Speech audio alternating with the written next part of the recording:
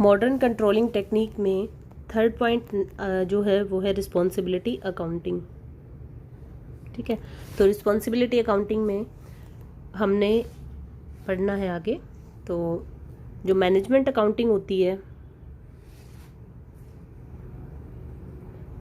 वो दो तरीके की होती है।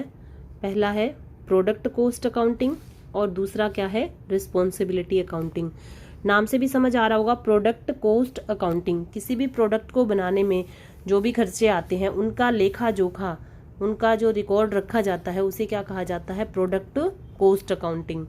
और दूसरा क्या है रिस्पॉन्सिबिलिटी अकाउंटिंग में हम लोगों का उत्तरदायित्व तो निर्धारित करते हैं, रिस्पॉन्सिबिलिटी का लेखा जोखा रखा जाएगा यहाँ पर। ठीक है, इसमें जैसे एक ऑर्गेनाइजेशन है, ऑर्गेनाइजेशन में सभी क्रियाओं को हमने समूहों में बांट दिया।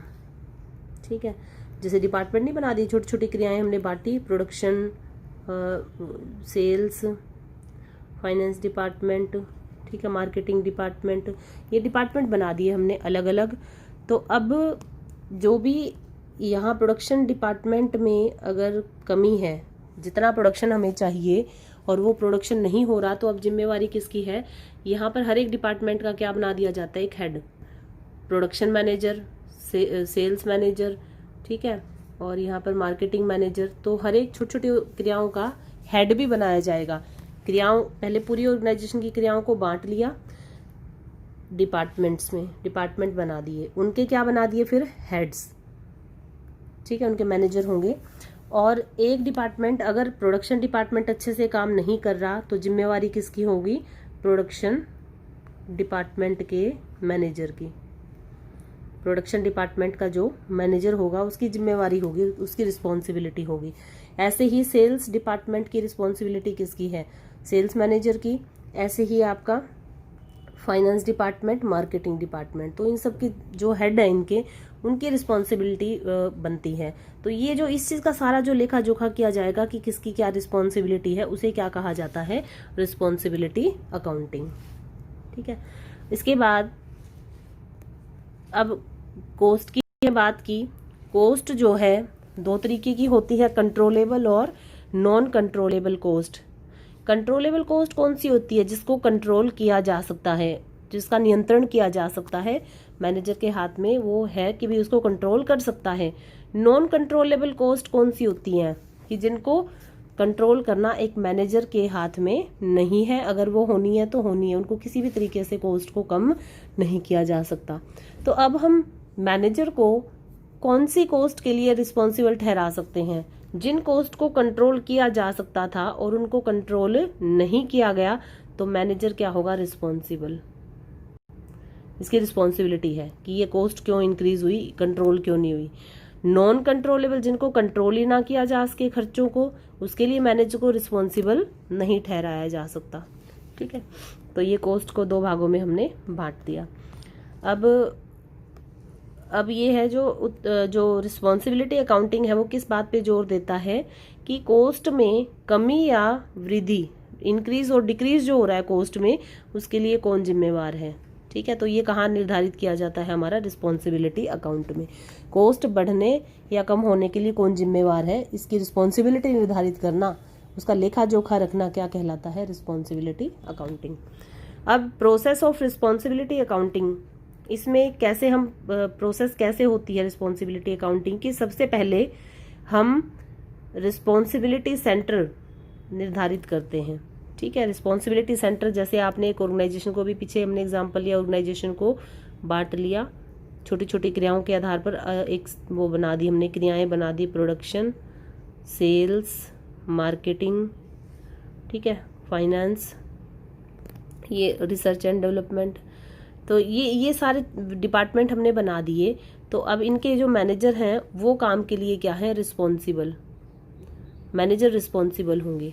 तो ये क्या कहलाएंगे सभी, रिस्पॉन्सिबिलिटी सेंटर। मैनेजर 1, मैनेजर 2, यहाँ पर ये रिस्पॉन्सिबल है, मैनेजर 3, मैनेजर 4, मैनेजर 5।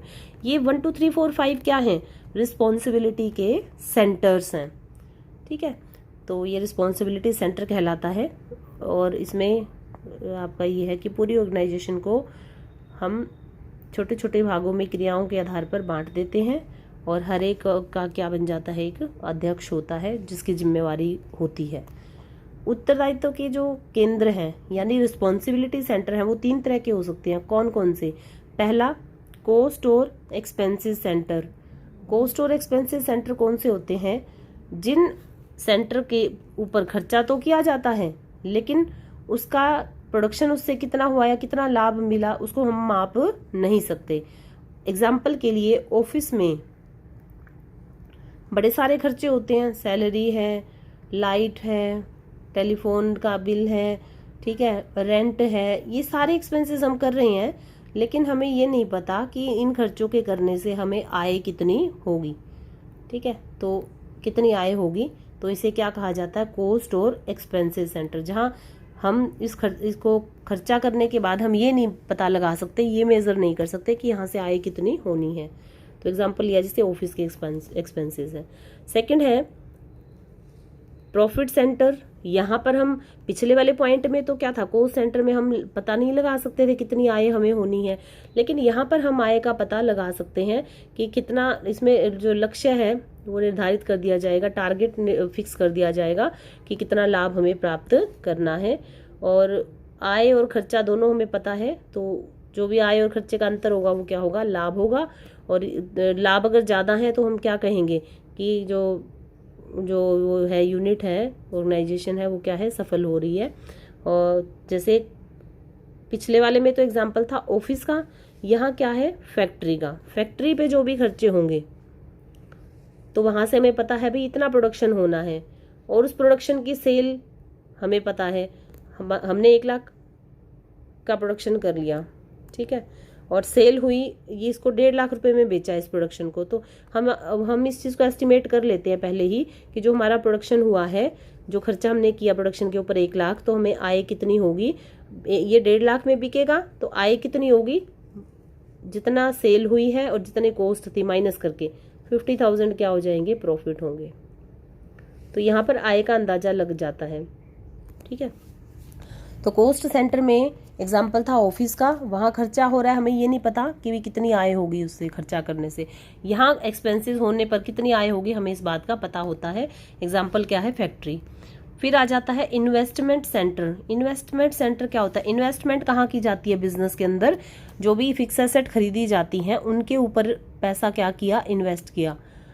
ठीक है, जो एसेट खरीद ली वो क्या है? इन्वेस्टमेंट है बिजनेस के अंदर। तो अब वो जो एसेट परचेज की है उनका यूटिलाइजेशन अच्छे से हो रहा है या नहीं हो रहा, इसकी भी जिम्मेवारी जो है होनी चाहिए। मैनेजर की रिस्पॉन्सिबिलिटी होती है कि ये जो एसेट्स है, ये जो रिसोर्सेज है, इनका अच्छे से यूटिलाइजेशन हो रहा है कि नहीं हो रहा। तो ये सेंटर कौन सा होगा? Investment centre. फिर उसके बाद ये तो फर्स्ट पॉइंट था जहां पर रिस्पॉन्सिबिलिटी सेंटर हमने फिक्स किए। रिस्पॉन्सिबिलिटी सेंटर 3 तरह के हो गए, कॉस्ट सेंटर, प्रॉफिट सेंटर और इन्वेस्टमेंट सेंटर। सेकंड पॉइंट इसी में प्रोसेस में सेकंड पॉइंट पे चल रहे हैं। सेकंड पॉइंट में क्या आ गया? To develop a system of accounting. अब ये अलग अलग सेंटर हमने बना दिए, रिस्पॉन्सिबिलिटी सेंटर बना दिए अलग अलग। इनमें जो भी कार्य होगा उसका लेखा जोखा किया जाना चाहिए, उसको रिकॉर्ड किया जाना चाहिए और हर एक रिस्पॉन्सिबिलिटी सेंटर के जो रिकॉर्ड जो है वो अलग अलग तैयार किया जा सके। तो एक ऐसा सिस्टम बनाना, ऐसा सिस्टम डेवलप करना। थर्ड में डिटर्मिनेशन ऑफ गोल्स, लक्ष्य का निर्धारण करना। उत्तरदायित्व लेखांकन के तीसरे चरण में सभी विभागों के लक्ष्य है। अब हर एक जो डिपार्टमेंट है, जैसे परचेज, सेल्स और ये अलग अलग डिपार्टमेंट होते हैं जो ऑर्गेनाइजेशन में, इनका जो टारगेट है वो फिक्स कर दिया जाता है। अब फोर्थ में controllable and non controllable cost. Cost को 2 भागों में बांटा जाता है, कंट्रोलेबल और नॉन कंट्रोलेबल। ये हम डिस्कस कर चुके हैं कि जो कंट्रोलेबल कोस्ट है उसके लिए ही हम मैनेजर को रिस्पॉन्सिबल ठहरा सकते हैं। अनकंट्रोलेबल के लिए मैनेजर को रिस्पॉन्सिबल नहीं ठहराया जा सकता क्योंकि वो उसके कंट्रोल में ही नहीं है, जो चीज़ तो कंट्रोल कर ही नहीं सकता वो उसको। तो ये आपका controllable and non controllable cost. Fifth में टू टेक नेसेसरी एक्शन। अब यहाँ पर जो टारगेट फिक्स कर दिए थे ना, या थर्ड पॉइंट में टारगेट फिक्स किए और एक्चुअल परफॉर्मेंस को देखा जाएगा, दोनों को कंपेयर किया जाएगा। जो डेविएशन आए हैं उनका पता लगाया जाएगा और जो संबंधित अधिकारी यानी कि जो ऊपर अथॉरिटी है उसको ये सारी रिपोर्ट भेज दी जाएगी और उचित कार्यवाही की जाती है। अगर डेविएशन आ रहे हैं और ज़्यादा आ रहे हैं, अंतर ज़्यादा आ रहे हैं, तो क्या है, उचित कार्यवाही का सुझाव दिया जाता है। तो ये आपका रिस्पॉन्सिबिलिटी अकाउंट में आ जाता है सारा।